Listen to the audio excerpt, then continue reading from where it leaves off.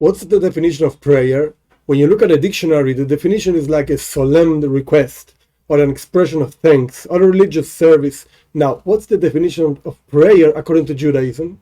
In order to understand this, we have to look at the word that Judaism uses to actually call prayer. That word is tefillah. That's what the word is in Hebrew. Now, each word in Hebrew actually has a source of a number of letters. Most of the words have three letters as a source, and some words even 2 letters as a source. But the point is that when you look at the word that we use to call a certain thing, you can understand what that thing is. Now let's look at prayer, tefillah.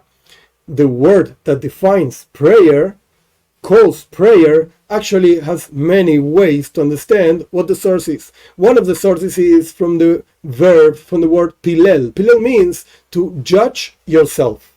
So this is one of the meanings of tefillah, of prayer according to Judaism. You present yourself in front of the creator of the whole universe, in front of God. He is infinite, you're not infinite. Now, in order to present yourself in front of him, you have to judge and you have to look at yourself. Who are you?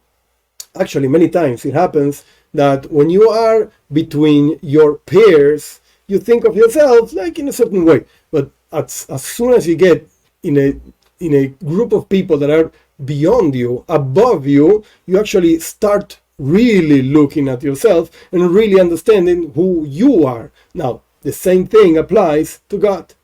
Only when you're conscious that you're really in front of him, actually asking him, praying him, praising him, whatever the case is, only when you're really conscious that you're in front of him, he's infinite, he's the ultimate good or whatever, then you start judging yourself, then you start really knowing who you are. This is one of the meanings of prayer in Judaism. Another meaning of prayer in Judaism comes from the word teufel, tefillah, teufel. What does it mean, teufel? When you have like a pottery, like a vessel of ceramics, and it breaks in all amount of parts, many parts. Teufel means to put together again those broken parts. So tefillah, prayer in Judaism, also, just as we explained before, but also means that you're actually connecting to God. You and God are 2 parts, so to speak, of a broken thing. Now, when you put them together, you actually connect to him, and you're fulfilling yourself by actually connecting to him. Because in the world, Judaism looks at the world in 4 dimensions. You have like inanimate things, minerals, stones, etc. Then you have animals. Then you have plants, vegetables. Then you have animals, and then you have human beings. We're not better animals. We're human beings. A whole different thing. Now, when a mineral gets absorbed by the plant, the mineral becomes plant, like an infinite jump, so to speak, between being mineral, inanimate, and being now somehow alive because it grows. When the plant gets eaten by the animal, it becomes animal. So the plant that only grows, that's the only thing that it does, now can move. An animal eats and also moves from here to there.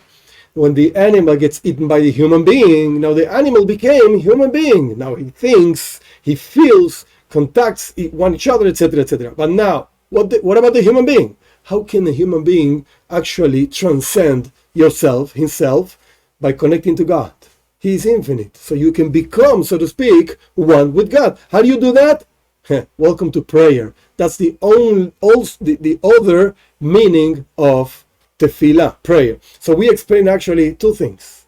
Besides the dictionary definition that you're making a solemn request, or thanking God for something, or just a religious service, whatever, you're getting together, there's much deeper meaning actually by understanding who you are and by also transcending your being into connecting with God. This comes because the word tefillah, which calls prayer, tefillah comes from the word pilel, which means to judge yourself, or from the word teufel, which means to get together with God.